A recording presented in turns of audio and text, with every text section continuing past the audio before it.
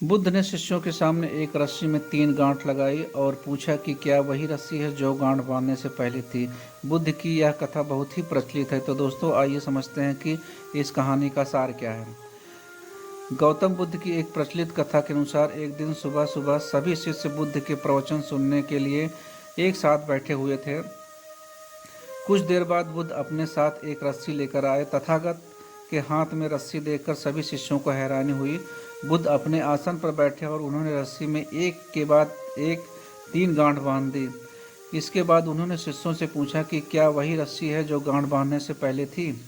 इस प्रश्न के जवाब में एक शिष्य ने कहा कि तथागत, इसका उत्तर थोड़ा मुश्किल है। ये हमारे देखने के तरीके पर निर्भर करता है। एक तरह से तो वही रस्सी है, इसमें कोई बदलाव नहीं है। एक अन्य शिष्य ने कहा कि अब इनमें 3 गांठें लगी हुई हैं जो कि पहली रस्सी में नहीं थी। इसे बदला हुआ भी कह सकते हैं। कुछ शिष्यों ने कहा कि वास्तव में मूल रूप से रस्सी वही है, लेकिन बदली हुई दिख रही है, लेकिन इसका मूल स्वरूप बदला नहीं है। शिष्यों की बात सुनकर बुद्ध ने कहा कि आप सभी सही बोल रहे हैं, अब मैं इन गांठों को खोल देता हूँ। ये बोलकर बुद्ध रस्सी के दोनों सिरों को खींचने लगे।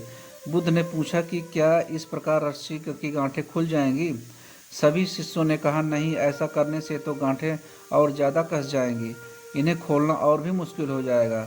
बुद्ध ने कहा, ठीक है, अब एक अंतिम प्रश्न पूछता हूँ, इन गांठों को खोलने के लिए हमें क्या करना चाहिए।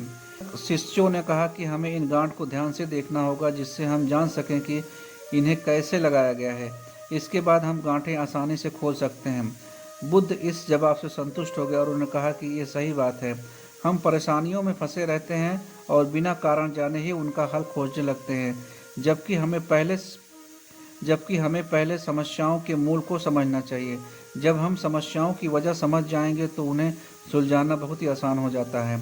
तो दोस्तों, यह कहानी आपको कैसी लगी, चैनल को सब्सक्राइब जरूर करें।